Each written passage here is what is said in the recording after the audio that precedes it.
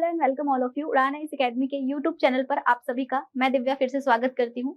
आज की इस वीडियो में हम अपने आगामी सीजी व्यापम और साथ ही सहकारिता की जो एक महत्वपूर्ण परीक्षा होने वाली है उसके कंप्यूटर विषय से संबंधित एमसीक्यूज पर चर्चा करेंगे। जैसा कि पिछले कुछ दिनों पहले मेरा एक और वीडियो जारी किया गया था एमसीक्यू सीरीज, जिसमें प्रश्न के स्तर और प्रश्न के प्रारूप को आप सबने बहुत पसंद किया था। इस वीडियो में मैं उसी का कंटिन्यूएशन लेकर आई हूँ, तो इस वीडियो में मेरे साथ अंत तक बने रहिएगा। आपको बहुत कुछ सीखने को मिलेगा, साथ ही आपको अपनी तैयारी को जांचने का भी मौका मिलेगा। तो शुरू करते हैं ये वीडियो।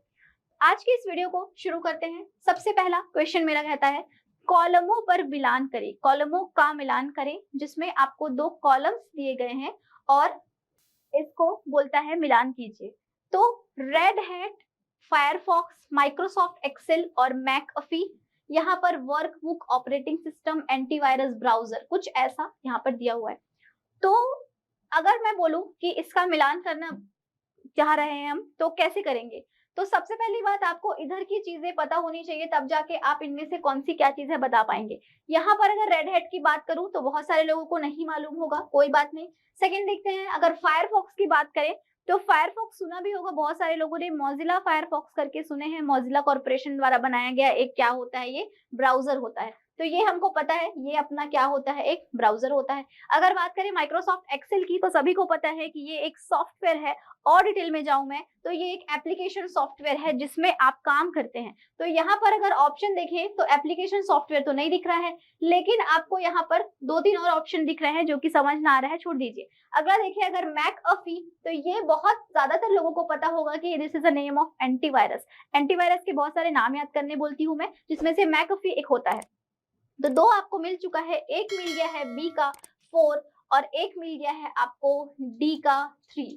तो देख लेते हैं, इसमें अगर कोई भी ऑप्शन मैच कर रहा है तो उसको लगाएंगे। तो देखिए, बी का 4 डी का 3 से एक ही ऑप्शन दिख रहा है जो कि है ऑप्शन नंबर 1। बट स्टिल अगर बाकी दो ऑप्शंस की बात करें तो रेड हैट जो होता है वो एक तरीके का क्या होता है, आपका ऑपरेटिंग सिस्टम होता है। इसको बिल्कुल याद कर लीजिएगा, इनके नाम रटने होते हैं। और अगर बात करें माइक्रोसॉफ्ट एक्सेल की, तो वर्कबुक ऑप्शन इसका परफेक्ट आंसर होगा, क्योंकि ये एक क्या होता है, वर्कबुक होता है, जिसपे हम क्या करते हैं, कोई भी मैथमेटिकल कैलकुलेशन वाले काम करते हैं। तो ये बिल्कुल सही ऑप्शन है। यहाँ पे अब सी का हो गया है 1 और ए का क्या हो गया है 2। इस हिसाब से आपने जान लिया कि ऑप्शन ए इस क्वेश्चन का क्या होगा, सही आंसर होगा। तो जब ऑप्शन वाले क्वेश्चन आते हैं ना, बिल्कुल इस तरह से कॉलम वगैरह मैच करने वाले, सुमेलित करने वाले, तो जो जो आपको पहले पता होता है उनको लगा लीजिएगा। फिर उसके बाद जो लास्ट में ऑप्शन के हिसाब से जो नहीं भी मालूम रहता है, एक आध दो, वो बन जाता है। तो ये था अप्रोच इसको सॉल्व करने का। अगला क्वेश्चन देखते हैं हम, कहता है ईमेल में बीसीसी का अर्थ क्या होता है। तो देखिए, यहाँ पर एक टर्मिनोलॉजी दे दिया है, वो बोलता है बीसीसी करके। वहां पे ऑप्शन अगर देखें तो प्राप्तकर्ता को पता होता है कि संदेश अन्य किन किन को भेजा गया है, प्राप्तकर्ता को नहीं पता होता है कि संदेश किन किन को भेजा गया है। दो ऑप्शन है, एक में बोलता है पता होगा, एक में बोलता है नहीं पता होगा। अगला ऑप्शन लिखा है क्राइस्ट को पहले और अगला लिखा है कोई नहीं। तो देखिए, सबसे पहली बात, ये बीसीसी के बारे में अगर बताऊं ना, तो इसका एक फुल फॉर्म होता है। आप लोग ईमेल अगर पढ़े होंगे तो ईमेल जो टॉपिक होता है कंप्यूटर का, इसमें हम लोगों को बहुत सारे प्रारूप और बहुत सारे क्वेश्चन बनते हैं। पहला क्वेश्चन तो दो टर्म से ही बन जाता है, एक टर्म होता है आपका सीसी और एक टर्म होता है आपका बीसीसी। ठीक है, तो अगर सीसी की बात करूं तो इसका मतलब होता है कार्बन कॉपी, और अगर बीसीसी की बात करूं तो इसका मतलब होता है ब्लाइंड कार्बन कॉपी। इसको नोट डाउन करके इसको लिख लीजिएगा, क्योंकि ये आपके एग्जाम में एब्रिविएटेड टर्म के रूप में भी आ सकता है। तो ये बीसीसी का फुल फॉर्म होता है ब्लाइंड कार्बन कॉपी। और अगर आप लोग ईमेल सेंड करते हैं तो जो रिसीवर होता है, रिसीवर मीन्स प्राप्तकर्ता, उसको यह नहीं पता चलता कि उसके अलावा जो मेल है और किन किन को भेजा गया है। तो बीसीसी का मतलब क्या है, ब्लाइंड कार्बन कॉपी। मतलब कि जिसको भी आप क्या करेंगे, भेजेंगे ईमेल, उसके अलावा और ईमेल किसको किसको भेजा गया है वो आपको क्या होगा, नहीं पता चलेगा। ब्लाइंड इसलिए उसको बोला गया है। तो ऑप्शन बी का आंसर, ऑप्शन बी इसका आंसर होगा कि रिसीवर जो होगा उसको मालूम नहीं चलेगा कि उसके अलावा और किसको किसको भेजा गया है। सीसी में आप जिनको ऐड करेंगे उनको आप प्राप्तकर्ता बोलेंगे, और बीसीसी में जिनको ऐड करेंगे, सीसी वाले को, उसको नहीं पता चलता कि बीसीसी में कौन कौन से लोग हैं। सबको ऐसा लगता है कि ईमेल सिर्फ उसको इंडिविजुअली आया है। तो ये इसका सही आंसर, बीसीसी का फुल फॉर्म और साथ ही उसका मतलब। अगला क्वेश्चन कहता है डिस्क संरचना के बारे में क्या सही है। देखिए, डिस्क संरचना बोल रहा है। अगर डिस्क वर्ड की भी मैं बात करूं तो डिस्क से आप लोगों को मतलब दो चीज तो याद आ ही रहा होगा, एक सीडी याद आ रहा होगा, एक डीवीडी याद आ रहा होगा। दो के अलावा कुछ और भी होते हैं, जैसे कि एचवीडी होता है, बीआरडी होता है, जहां पे इसका होलोग्राफिक वीडियो डिस्क होता है, बीआरडी का मतलब ब्लू रे डिस्क होता है। ये बहुत इंपॉर्टेंट आपके डिस्क हैं कंप्यूटर की दुनिया में। कंप्यूटर की मेमोरी से संबंधित ये डिस्क हैं जिनको हम देखते हैं, जानते हैं। सीडी और डीवीडी से आप लोग अवेयर होते ही हैं। अब बोलता है उसकी संरचना का सवाल है, कहता है ट्रैक, सिलेंडर, सेक्टर, मतलब कि उनकी संरचना के बारे में क्या सही है, कौन किस में डिवाइड होता है। तो अब इसी अगर क्वेश्चन को हमको जानना है तो सबसे पहले मैं आपको एक इमेज दिखाऊंगी। इस इमेज में आपको एक सीडी दिख रहा है। इस सीडी में इस सिलेंड्रिकल सेक्शन को हम बोलते हैं सिलेंडर। इस हिस्से को हम क्या बोलते हैं, सिलेंडर। और अगर मैं बात करूं इसमें डिस्क कौन सा है, सॉरी इसमें सिलेंडर बोलते हैं। अगर मैं बोलूं इसमें ये जो ऑरेंज वाला हिस्सा है ये क्या है, तो ये कहलाता है ट्रैक। और अगर आपको मैं बोलूं कि इसको याद कैसे रखेंगे, तो आप लोग जानते हैं जो धावक होते हैं, रनर होते हैं, वो एक ट्रैक पे दौड़ते हैं, तो बिल्कुल उस तरीके से आप हिस्से को ट्रैक याद रखेंगे। और ट्रैक का फर्दर क्लासिफिकेशन किया गया है, देख पा रहे होंगे आप लोग कुछ इस तरीके से। तो इस हिस्से को बोला जाता है क्या, सेक्टर। ठीक है, तो इस हिसाब से अगर बात करें तो इसमें सही जो आपका मिलान हुआ, कोई जो कॉम्बिनेशन है वो होगा सिलेंडर, जो कि बटा होता है ट्रैक में और जो कि बटा होता है सेक्टर में। तो option D is the right answer for this question. यहाँ पर सिलेंडर को ट्रैक में, फिर ट्रैक को सेक्टर्स में तोड़ा जाता है, इसलिए हम लोग सिलेंडर, फिर उसके बाद हम लोग बहुत सारे क्या बनाते हैं, ट्रैक्स, और उसके बाद हम लोग उसका बहुत सारा क्या बना देते हैं, सेक्टर्स बता देते हैं। वर्तमान में ध्यान रखना, वर्तमान में आपके डिस्क की संरचना ना सर्पिलाकार होती है, कुछ इस तरीके से। डेटा को फीड करना इसमें ज्यादा आसान होता है, ऐसा माना जाता है। दो डिस्क संरचना मैंने बनाई है, एक आपका सीधा गोलाकार बनाया है, एक सर्पिलाकार बनाया है। दोनों में वही चीजें हैं, डिस्क है, वही सिलेंडर है, वही ट्रैक है, वही सेक्टर है। तो यहाँ पर बस याद रखेंगे कि वर्तमान में डिस्क की संरचना और भी कैसी हो रही है, तो कैसी हो रही है, सर्पिलाकार हो रही है। इसमें क्या है, एक ट्रैक से दूसरे ट्रैक में ट्रांसफर होना पड़ता है, लेकिन इसमें आपको पता भी नहीं चलेगा, जैसे कि 1 2 3 4 5 6 7 8 9, देखिए अब वन ट्रैक से दूसरे ट्रैक में कब आए आपको पता भी नहीं चला। तो ये है डेटा ट्रांसफर करने की टेक्निक, डिस्क संरचना। अगला क्वेश्चन कहते हैं, अगला क्वेश्चन है हमारा scanner, OMR, OCR, MICR, barcode reader optical input devices हैं, क्योंकि तो देखिए सबसे पहले कुछ डिवाइसेस के नाम दिए हैं, आपको मालूम होना चाहिए। स्कैनर, ओएमआर, स्कैनर मतलब तो पता है, जो आप लोग सॉफ्ट कॉपी बनवाने के लिए जाते हैं फोटोकॉपी दुकान में, वहां पे जो आपको सॉफ्ट कॉपी करके वो देता है बना के, वही बात है। अगर बात करें आजकल तो फोन से ही आप लोग पीडीएफ वगैरह बना लेते हो स्कैन करके, तो दिस ऑल आर स्कैनर। बात करें अगर ओएमआर की, तो ये ओएमआर मशीन की बात कर रहा है, जिससे आप लोगों की वस्तुनिष्ठ उत्तर पुस्तिकाओं की जांच होती है। अगर बात करें ओसीआर की, तो इसका मतलब होता है optical character reader. This is also a kind of scanner, लेकिन अगर आप ओसीआर से किसी भी पेज को स्कैन करेंगे तो आप उसको ओसीआर सॉफ्टवेयर की सहायता से फर्दर एडिट भी कर सकते हो। तो ये बात हो गई। एमआईसीआर मतलब होता है मैग्नेटिक इंक कैरेक्टर रीडर। ये जो होता है एमआईसीआर, इसको हम जनरली बैंक में चेक और ड्राफ्ट में लिखे हुए 14 अंकीय एमआईसीआर डिजिट को हम लोग स्कैन करने के लिए इस्तेमाल करते हैं। ये भी एक स्कैनर है। और फिर लिखा है bar code reader, that is BCR. आप सभी को पता है बार कोड आजकल हम बहुत ज्यादा इस्तेमाल करते हैं, उसको स्कैन करने की डिवाइस है। ये सभी डिवाइसेस इनपुट डिवाइस है, ये बात भी बिल्कुल सही है। लेकिन कारण पूछा है, कारण क्या है बोल रहा है, क्योंकि स्कैन करने के लिए प्रकाशीय किरणों का प्रयोग करेंगे, स्कैन करने के लिए अल्ट्रावायलेट किरणों का प्रयोग करेंगे, स्कैन करने के लिए कैथोड किरणों का प्रयोग करेंगे, या सब सही है। तो आंसर इसका अल्ट्रावायलेट नहीं होगा, कैथोड भी नहीं होगा। First one is the perfect answer, कि ये सभी जो है स्कैन करने के लिए प्रकाशीय किरणों, दैट इज लाइट वेव्स का इस्तेमाल करेंगे।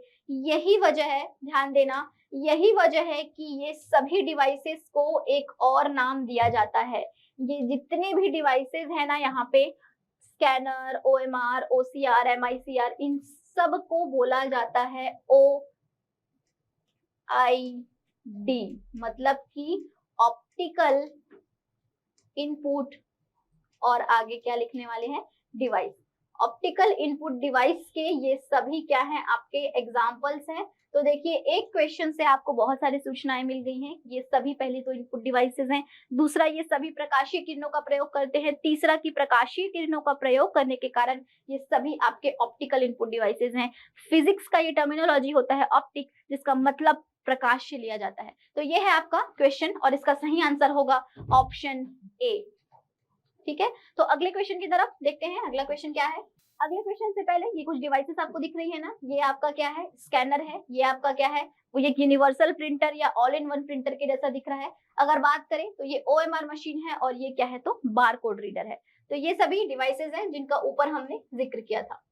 क्वेश्चन अगला देखते हैं, न्यू लाइन कैरेक्टर या सम प्रतीक बनाने के लिए निम्नलिखित में से किस कुंजी का मतलब बोल रहा है की का प्रयोग किया जाता है। तो देखते हैं ऑप्शन, टैब, एंटर, शिफ्ट या कंट्रोल। तो देखिए ये आपको समझ आ गया है, कीबोर्ड से रिलेटेड क्वेश्चन है।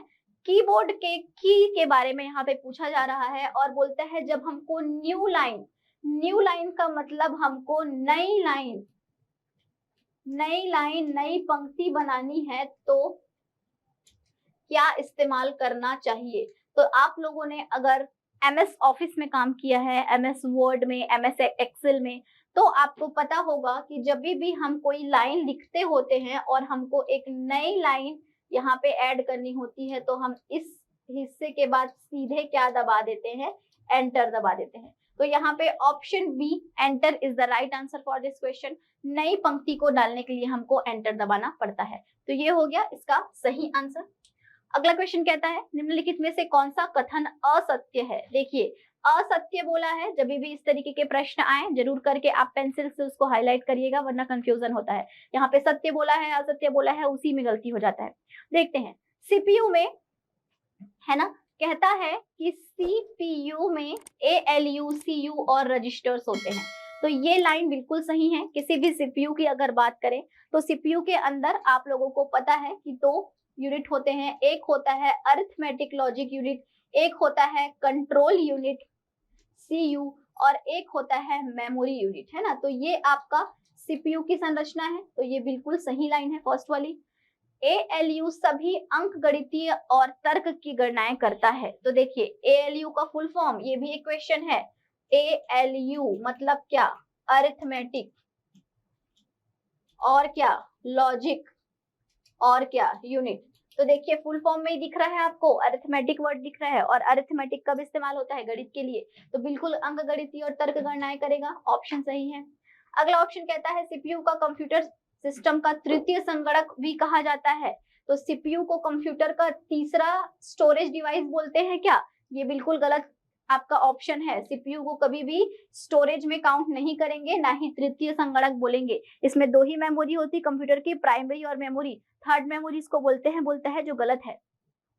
सीयू का कंप्यूटर सिस्टम की हार्डवेयर इकाइयों के कार्य या फंक्शन को नियंत्रित करता है। जो कंट्रोल यूनिट बताया ना मैंने यहाँ पे, ये कंट्रोल यूनिट बोल रहा है कि ये आपके कंप्यूटर के सब हार्डवेयर को कंट्रोल करेगा। तो एकदम सही ऑप्शन है, ये बिल्कुल कंट्रोल करता है, इसलिए तो इसका नाम कंट्रोल यूनिट रखा गया है। तो देख लो ध्यान से, सीपीयू के अंदर 3 यूनिट, ALU, CU और MU। ALU मतलब अरिथमेटिक लॉजिक यूनिट, है ना। अरिथमेटिक बोलने का मतलब गणित वाली काम करेगा, ये कैलकुलेशन वगैरह करेगा, तर्कपूर्ण गणनाएं। अगर बोलेगा CU मतलब सभी हार्डवेयर के बीच समन्वय बैठाएगा, उनको कंट्रोल करेगा, कंट्रोल यूनिट। MU का मतलब क्या होता है, मेमोरी यूनिट, सभी स्टोरेज वगैरह का काम इसी का होता है। मतलब कि 3 ऑप्शन एकदम सही हैं, एक ही ऑप्शन गलत निकला है और वो कौन सा, ऑप्शन सी। तो बोलता है असत्य बताओ, हम लोग बता दिए ऑप्शन सी असत्य है करके, ठीक है। तो ऑप्शन सी इस क्वेश्चन का सही आंसर होगा कि कंप्यूटर के सिस्टम में किसी भी प्रकार से तृतीय संगणक सीपीयू नहीं होता। तो ये आपका सही आंसर होगा। समझ पाए हैं इस क्वेश्चन को। अगला क्वेश्चन कहता है जब कुछ विकल्पों में से किसी एक को पेन या पेंसिल का प्रयोग करके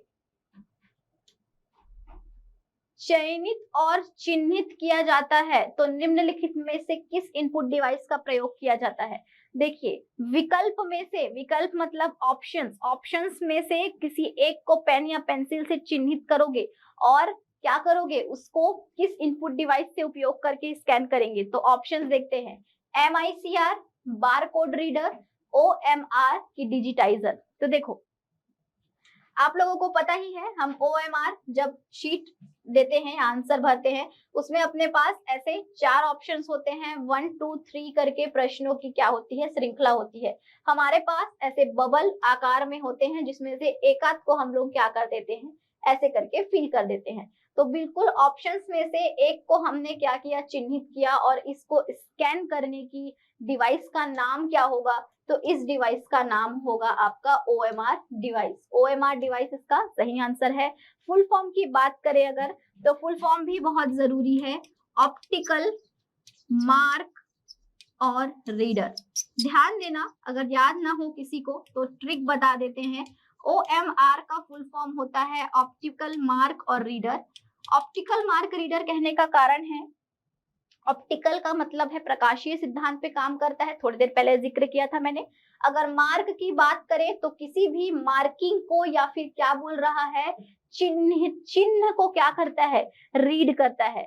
तो ऑप्टिकल मतलब प्रकाशीय डिवाइस है, चिन्ह मतलब मार्क को, रीडर मतलब रीड करता है। तो ऑप्टिकल मार्क रीडर ही वो डिवाइस है जो इनको क्या करेगा, चिन्हित करेगा। वहीं पे रही बात अगर MICR डिवाइस की, तो मैग्नेटिक इंक कैरेक्टर रीडर ये डिवाइस का नाम है, जिसको कहाँ इस्तेमाल करते हैं, बैंक के चेक में इस्तेमाल करते हैं, मैंने आपको बताया हुआ है। और बार कोड रीडर कब करते हैं इस्तेमाल, जहां पे आपको बार कोड रहता है, उत्पादों या प्रोडक्ट के पीछे लगे हुए बार कोड को स्कैन करने के लिए करता है काम, जो कि उस उत्पाद के बारे में हमको संपूर्ण जानकारी देता है। तो ये बात हो गई, आपको समझ आया क्या करना है। अगले क्वेश्चन की बात करें अगर, तो देखो, तो इस क्वेश्चन के बाद अगला क्वेश्चन देखते हैं। नेक्स्ट क्वेश्चन हमारा होगा, एक डॉट मैट्रिक्स प्रिंटर की गति मापी जाती है। यहाँ पर ये सवाल प्रिंटर से रिलेटेड है, और उसमें भी स्पेसिफाई कर दिया है कौन सा प्रिंटर, डॉट मैट्रिक्स प्रिंटर। तो देखिए, डॉट मैट्रिक्स प्रिंटर की गति के बारे में बात कर रहा है, प्रति सेकंड मुद्रित वर्ण की संख्या। वर्ण मतलब बोलेगा ये कैरेक्टर।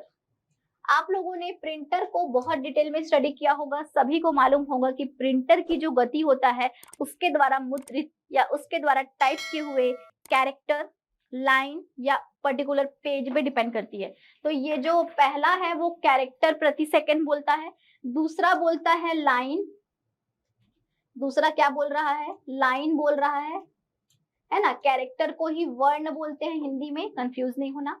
तीसरा बोलता है लाइन, और चौथा भी बोलता है कैरेक्टर।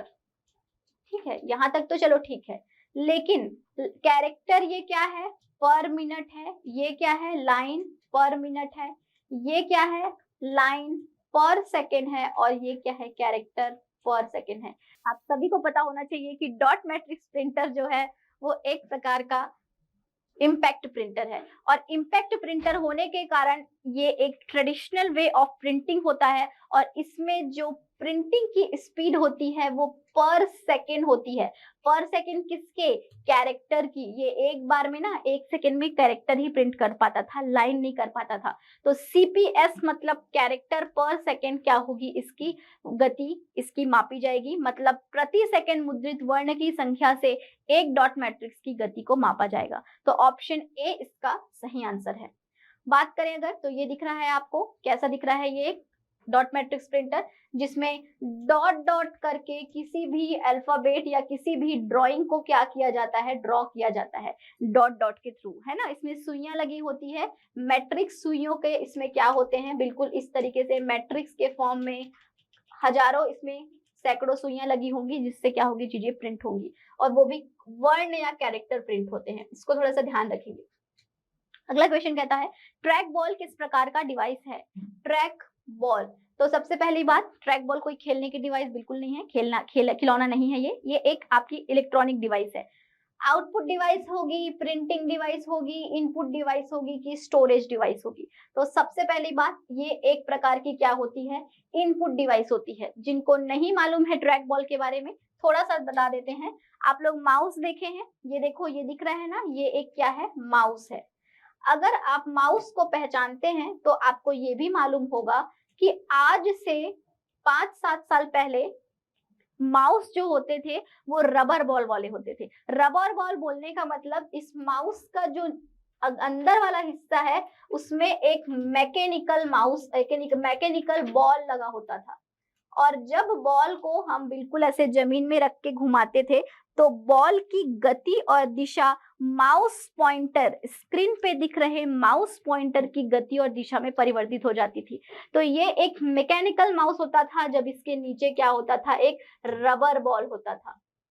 ठीक है। हालांकि अब इसकी जगह किसने ले लिया है, ऑप्टिकल माउस ने ले लिया है। अब आप देखेंगे माउस के नीचे एक छोटी सी एलईडी लगी होती है, उससे वो क्या करता है, काम करता है। लेकिन पहले रबर बॉल वाला होता था। बस उसी कॉन्सेप्ट को ध्यान में रखना और ये चीज को याद रखना कि पहले के माउस में रबर बॉल नीचे लगा होता था, और अगर ऐसा ही एक डिवाइस बना दे जिसमें रबर बॉल नीचे ना लग के कहाँ लगा है, ऊपर लगा है।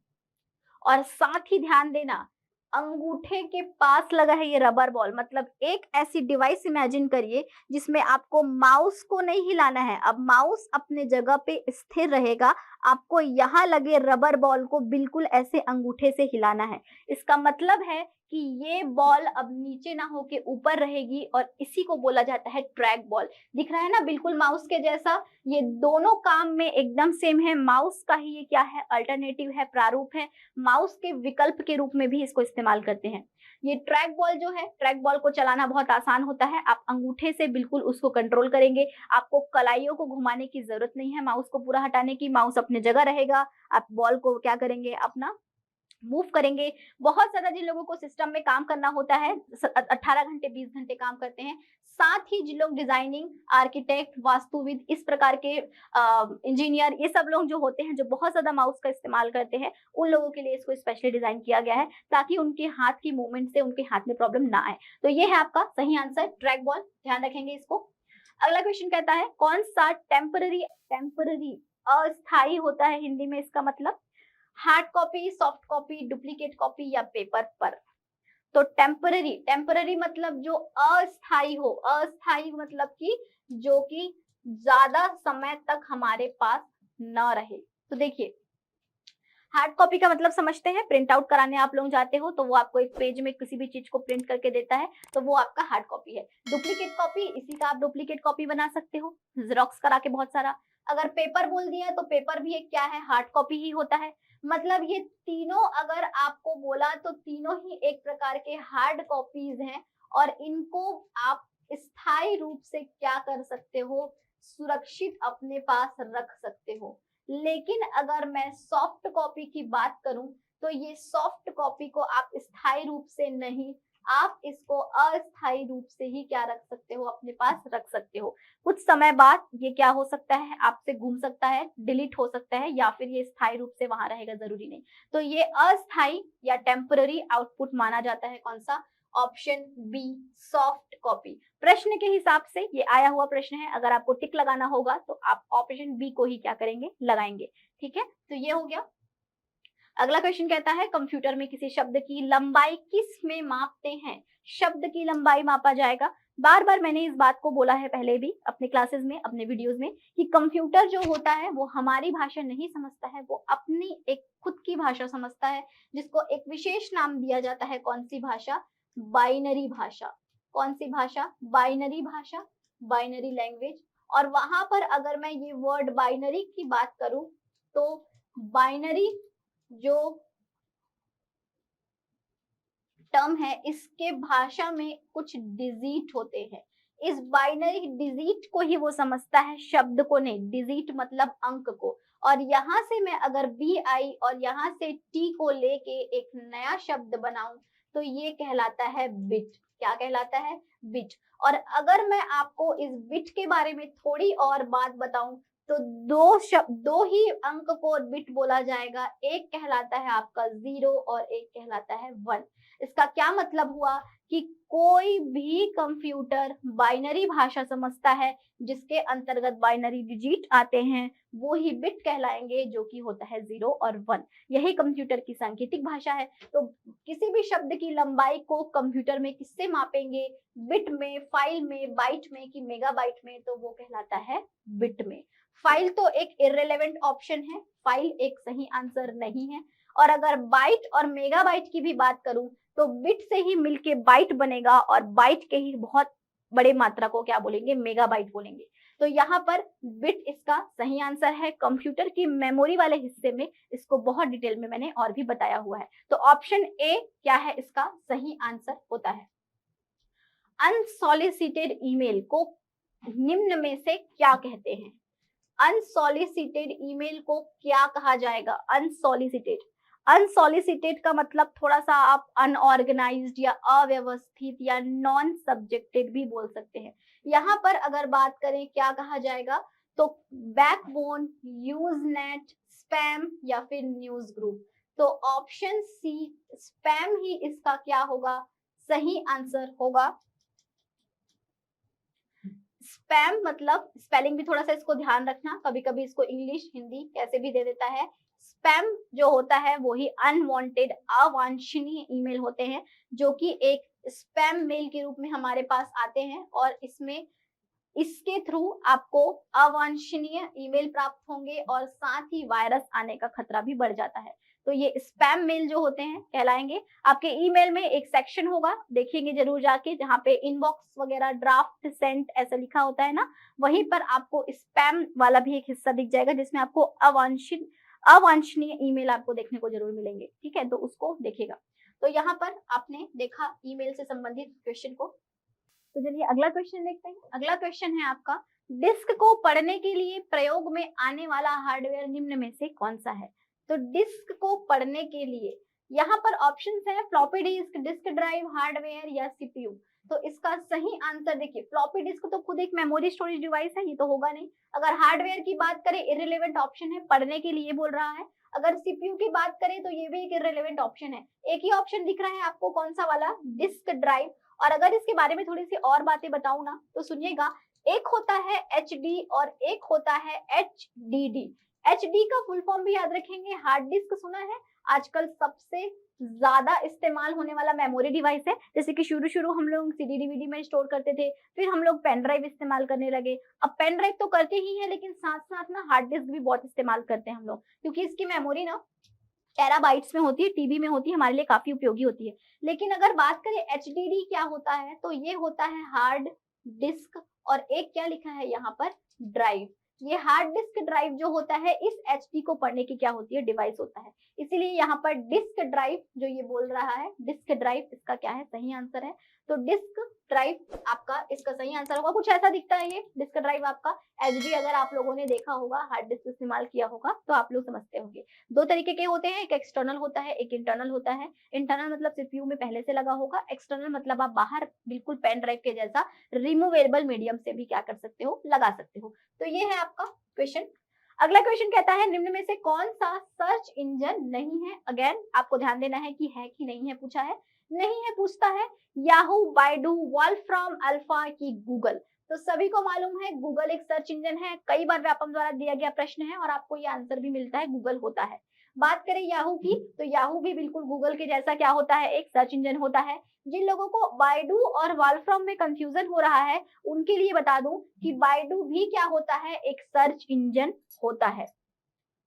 लेकिन आपका ये जो वॉल्फ्रॉम अल्फा लिखा है ये एक सर्च इंजन क्या माना जाएगा, प्रॉपर रूप से नहीं माना जाएगा। अगर अब मैं बताऊं कि ये क्या चीज है तो इसको आप नॉलेज इंजन के रूप में आप इसको इंगित कर सकते हो। ये ना आपका साइंस एंड टेक्नोलॉजी से रिलेटेड आपको सूचनाएं प्रदान करता है। विकिपीडिया जानते हैं, विकिपीडिया में आप सभी कुछ ना कुछ सर्च करते रहते हो, बिल्कुल इसी तरीके से विकिपीडिया, इंसाइक्लोपीडिया, ये सभी आपके नॉलेज इंजन्स कहलाते हैं। तो ये है आपका एक नॉलेज इंजन, सर्च इंजन नहीं है। और बेसिकली ये साइंस एंड टेक्नोलॉजी से रिलेटेड सूचनाओं को आपको देता है। तो ऑप्शन सी इसका सही आंसर है कि ये सर्च इंजन क्या है, नहीं है। ठीक है, तो ऑप्शन सी लगाइएगा। ऐसे ही सर्च इंजन के बारे में बहुत सारे सवाल आते हैं। कुछ सर्च इंजन के नाम आप लोगों को यहाँ मैं बताती हूँ जरूरी वाले, जैसे कि गूगल तो अभी हम लोगों ने देखा, बिंग एक सर्च इंजन है, याहू होता है, आस्क होता है, डक डक गो, साथ ही बाइडू अभी ऑप्शन में था, बिल्कुल देखिए ये बाइडू का लोगो है, साथ ही यांडेक्स और साथ ही वाव। ये सभी जो है आपके बहुत ही प्रचलित आपके क्या कहलाएंगे, सर्च इंजन्स कहलाएंगे। ठीक है, तो यहाँ तक समझ आया आप लोगों को। अगर बात करें अगले क्वेश्चन की, तो विद्यमान डॉक्यूमेंट को परिवर्तित करना डॉक्यूमेंट का क्या कहलाता है? विद्यमान डॉक्यूमेंट, विद्यमान मतलब पहले से मौजूद, डॉक्यूमेंट तो समझते हैं। तो विद्यमान डॉक्यूमेंट में परिवर्तन करना, चेंजेस करना है, उसको प्रोसेस को क्या बोलेंगे? परिवर्तन मतलब कि चेंजेस करना। क्रिएटिंग, मॉडिफाइंग, एडिटिंग की कोई नहीं। क्रिएटिंग मतलब तो नहीं होगा क्योंकि नया बनाना को क्रिएशन या क्रिएटिंग कहेंगे। अगर बोले मॉडिफाइंग, और इसका मतलब भी चेंज जैसा होता है। अगर बोले एडिटिंग तो इसका मतलब बदलाव या इसका मतलब भी चेंज जैसा ही होता है।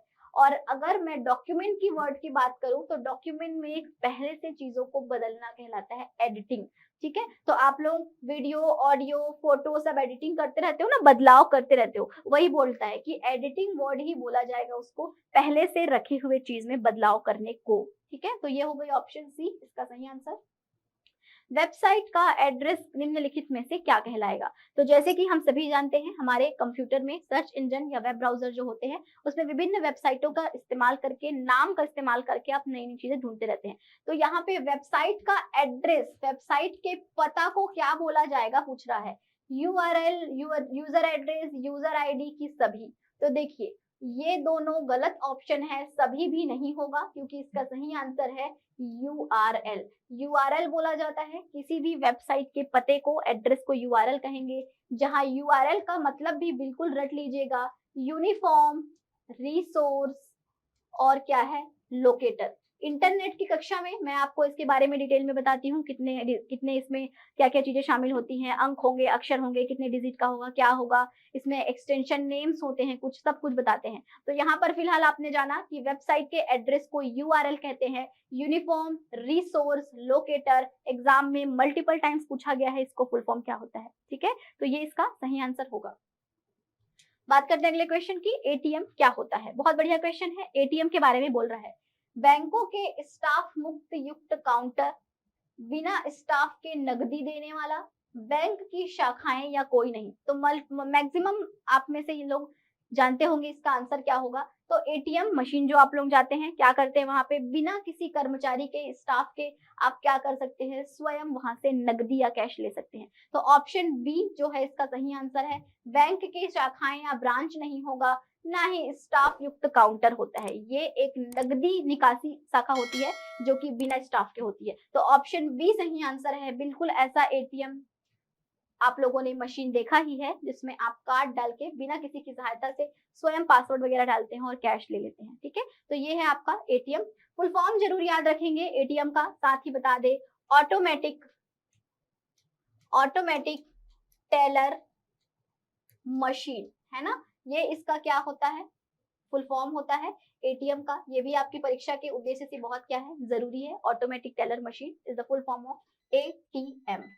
ठीक है, अगले क्वेश्चन की बात करें, शिफ्ट, कंट्रोल और आल्ट को कौन सी कुंजियां कहते हैं? तो शिफ्ट, कंट्रोल और आल्ट के बारे में बोलता है कि कुंजियां, कुंजियां मतलब कौन सी कीज इनको कहा जाएगा। मॉडिफायर, अल्फा न्यूमेरिक, फंक्शन की कोई नहीं। तो ये बेसिकली ना कीबोर्ड जो है ना हमारा कंप्यूटर का सेक्शन, इनपुट डिवाइस वाला, उससे रिलेटेड क्वेश्चन है। कीबोर्ड के अंदर ही ये तीनों कीज आपको देखने को मिलती हैं। अगर कीबोर्ड में ये तीनों कीज कहाँ पर होती हैं पूछा जाए तो आपको बहुत अच्छे से मालूम है कि जो आपके अल्फाबेट्स होते हैं उसके नीचे में ही शिफ्ट, कंट्रोल और आल्ट के कीज इधर होते हैं, इधर भी बिल्कुल शिफ्ट, कंट्रोल और आल्ट के कीज होते हैं। इन तीनों ही कीज की खास बात यह है कि संख्या में दो दो होते हैं और इनको एक विशेष नाम दिया जाता है और वो नाम है आपका modifier button. Alpha numeric button नहीं बोला जाएगा, फंक्शन बटन नहीं बोला जाएगा, फंक्शन बटन नहीं बोलते हैं। फंक्शन बटन के बारे में बता देते हैं, ये संख्या में 12 होते हैं, F1 से F12 कीबोर्ड के सबसे ऊपरी हिस्से में लिखा होता है। ठीक है, और अगर बात करें इसके अलावा मॉडिफायर बटन की, तो मॉडिफायर बटन ही इनका नाम है। कुल संख्या मॉडिफायर बटन की होती है कितनी पता है, 4, जिसमें से 3 के नाम आपको प्रश्न में दिया हुआ है। 3 के नाम कौन कौन सा दिया है, आल्ट दिया है, कंट्रोल दिया है, शिफ्ट दिया है और चौथा होता है विंडोज। ठीक है, बहुत इंपॉर्टेंट बात बता रही हूं मैं, संख्या में ये कुल 4 होते हैं, लेकिन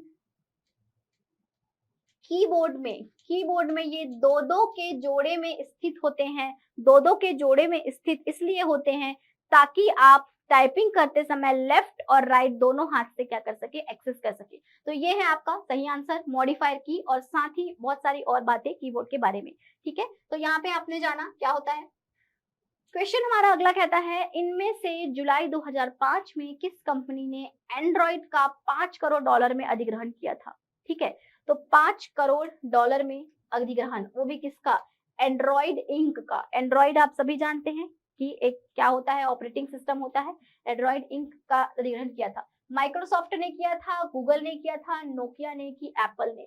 तो इसका सही आंसर है कि जुलाई 2005 में गूगल द्वारा इसका क्या कर दिया गया था, अधिग्रहण कर लिया गया था। मतलब कि जो अब एंड्रॉइड है वो गूगल के अधीन क्या है, आपके काम करती है। ठीक है, तो ये है आपका सही आंसर। एंड्रॉइड के फोन्स अगर आप लेते होंगे तो एक छोटा सा नोट बता देते हैं, एंड्रॉइड के फोन्स लेते हैं आप, स्मार्टफोन की बात कर रहे हैं, और साथ ही आप, मैं एप्पल की बात नहीं कर रही हूँ, आईफोन की बात नहीं कर रही हूँ, ऐसा फोन की बात कर रही हूँ जिसमें ऑपरेटिंग सिस्टम एंड्रॉइड का लगा होता है। उसमें आजकल पहले से ही जो गूगल के प्रोडक्ट्स हैं, गूगल के प्रोडक्ट्स बोलने का मतलब उसके कुछ सॉफ्टवेयर, जैसे कि गूगल हो गया सर्च इंजन, है ना, ब्राउजर हो गया उसका, और साथ ही अगर बताएं तो ईमेल, ईमेल का मतलब जीमेल जो होता है, साथ ही गूगल का मैप, है ना, गूगल का ड्राइव, गूगल का फोटोज, ये सब जो है आपका पहले से एंड्रॉइड के फोन में डला होता है। लगभग 12 से 14 इसके क्या होते हैं, एप्लीकेशंस होते हैं जो पहले से एंड्रॉइड फोन में क्या होता है, डला होता है। ध्यान से मैप वगैरह होता है, देखिएगा आपको समझ आ जाएगा। तो ये है आपका सही आंसर गूगल। .org का संबंध इनमें से किस क्षेत्र के साथ है। .org, ऐसा पैटर्न मैंने पहले भी बताया है एक बार। .org का संबंध किससे है, बात करें अगर, तो इसका फुल फॉर्म का मतलब होता है ऑर्गेनाइजेशन। अब ये ऑर्गेनाइजेशन क्या चीज है, तो इसका हिंदी में क्या होता है, मतलब संगठन। यहाँ तक तो ठीक है, लेकिन आगे में ये डॉट क्यों लगाए हैं, प्रश्न आना चाहिए। तो ये जो है एक्चुअल में अगर कभी भी आपको इस पैटर्न में लिखा कोई भी चीज दिखे, तो ये आपका होता है डोमेन नेम, और आगे क्या, एक्सटेंशन। क्या होता है, डोमेन नेम एक्सटेंशन होता है। किसी भी वेबसाइट के नाम के पीछे आप ऐसा कुछ लिखा देखते हैं, वो आपका डोमेन नेम एक्सटेंशन होता है। जैसे कि .in, .com बहुत कॉमन है ना, देखा है। तो ये सब होता है डोमेन नेम एक्सटेंशन। अगर क्षेत्र की बात करें तो शिक्षा में नहीं होता, व्यावसायिक और गैर व्यावसायिक में भी नहीं, संगठन में इसका इस्तेमाल होता है। .organization मतलब .org मतलब ऑर्गेनाइजेशन मतलब संगठन, ऑप्शन डी। वैसे ही कुछ प्रचलित, अगर मैं आपको domain names, top level domains की बात करूं, तो देखिए यहाँ पर पहला आपको दिख रहा है .com commercial, .org organisation, .net मतलब नेटवर्क, .int मतलब इंटरनेशनल ऑर्गेनाइजेशन, .edu लिखा है मतलब वो शिक्षा के क्षेत्र का डोमेन नेम है, एजुकेशन होगा फुल फॉर्म, .gov मतलब गवर्नमेंट, और .mil लिखा है मतलब मिलिट्री होता है। तो ये सभी आप वेबसाइट के नाम के पीछे देखते होंगे, आज मतलब समझ आया होगा कि ये क्यों इतने प्रमुख और फेमस है। वैसे ही आपको मैं बता दूं कि कुछ कंट्री कोड के भी डोमेन नेम्स होते हैं, जैसे कि आपने कुछ वेबसाइट के नाम के पीछे .in करके लिखा दिखा होगा, वो .in का मतलब होता है कि वो वेबसाइट इंडिया के कंट्री डोमेन नेम में होता है ना। वैसे ही .pk पाकिस्तान, वैसे ही बहुत सारे और होते हैं डोमेन नेम और कंट्री डोमेन नेम, जिसके बारे में आपको जानकारी होनी चाहिए। तो यहाँ पर आपने देखा कि कैसे इस प्रश्न का प्रारूप आपको देखना है। तो यहाँ पर ये प्रश्न के बाद अगला क्वेश्चन देखते हैं। स्प्रेडशीट में डेटा को कैसे ऑर्गेनाइज किया जाता है। तो सबसे पहली बात, जिनको मालूम नहीं होगा ये स्प्रेडशीट क्या होता है, तो आप लोगों ने MS ऑफिस का नाम सुना होगा। MS ऑफिस क्या होता है, एक सॉफ्टवेयर का पैकेज है, एक सॉफ्टवेयर सूट है, या फिर बोल दें पैकेज है। इसके अंदर में मुख्य रूप से 8 से 10 सॉफ्टवेयर्स होते हैं। 8 से 10 सॉफ्टवेयर्स होंगे, जिसमें से 3 प्रमुख आप लोग सुने ही हो, MS वर्ड और MS एक्सेल, और क्या सुना है, MS पावर पॉइंट। ठीक है, तो आप लोग इन तीनों का नाम तो सुने ही हो। जब भी आप लोग एमएस वर्ड को खोलते होगे, एक पेज ओपन होता है सफेद रंग का कोरा। जैसे ही आप पावर पॉइंट खोलते होगे, एक ब्लैक कलर का स्लाइड ओपन होता होगा, ब्लैक या व्हाइट। पर जैसे ही आप एमएस एक्सेल सॉफ्टवेयर को खोलते हो, आपको ओपन होता है एक स्प्रेड शीट। क्या ओपन होता है? Spread sheet. वही बोलता है स्प्रेड शीट क्या है। स्प्रेड शीट में डेटा को ऑर्गेनाइज कैसे करेंगे, तो जिन लोगों ने एमएस एक्सेल को कभी देखा भी है उनको मालूम होगा।